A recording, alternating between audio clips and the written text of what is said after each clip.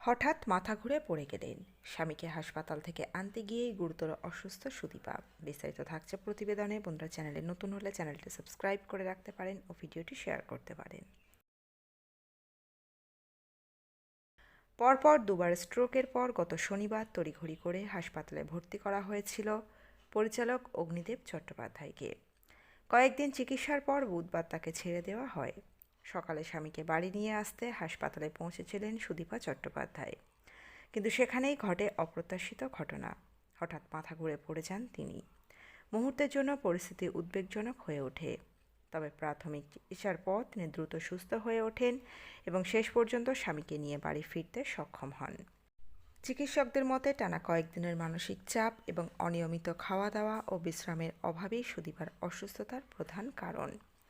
দীর্ঘ সময় ঘুম না হওয়ায় তাঁর রক্তচাপ হঠাৎ বেড়ে যায়, যার জেরেই মাথা ঘুরে পড়ে যাওয়ার ঘটনা ঘটে। হাসপাতালের তরফে তাকে ভর্তি করার পরামর্শ দেওয়া হলেও সুদীপা তাতে রাজি হননি। সামান্য চিকিৎসার পরে নিজেকে সামলে নেন এবং অগ্নিদেবকে নিয়ে বাড়ি ফেরার সিদ্ধান্ত নেন। এই কঠিন সময় প্রায় একাই সামলাতে হয়েছে সুদীপাকে। একদিকে হাসপাতালে স্বামীর চিকিৎসা, অন্যদিকে বাড়িতে ছোট সন্তানের দেখাশোনা, সবকিছু মিলিয়ে তাকে ছুটতে হয়েছে বারবার। চিকিৎসকদের মতে অগ্নিদেব এখন আগের থেকে অনেকটা ভালো থাকলেও সম্পূর্ণ সুস্থ হতে সময় লাগবে।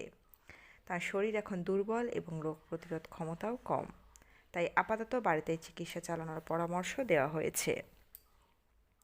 জানা গেছে, গত বৃহস্পতিবার থেকেই অগ্নিদেব শরীরে অস্বস্তি অনুভব করছিলেন।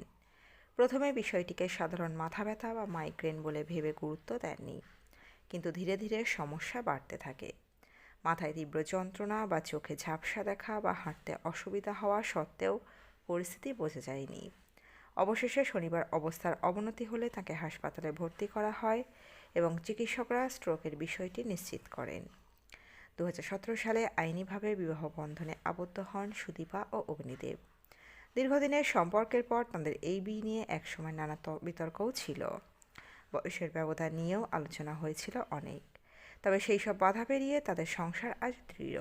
2018 সালে তাদের জীবনে আসে তাদের ছেলে আদিদেব। সুদীপা বরাবরই জানিয়েছেন, অগ্নিদেব শুধু তার জীবনসঙ্গী নন, বরং তার জীবনের পথপ্রদর্শকও। এই কঠিন সময়েও তাদের সম্পর্কে সেই গভীরতায় আরও একবার সামনে এলো। তো বন্ধুরা, এই আপডেট ছিল এতটুকুই। দ্রুত ফিরে আসছি নতুন আপডেট নিয়ে।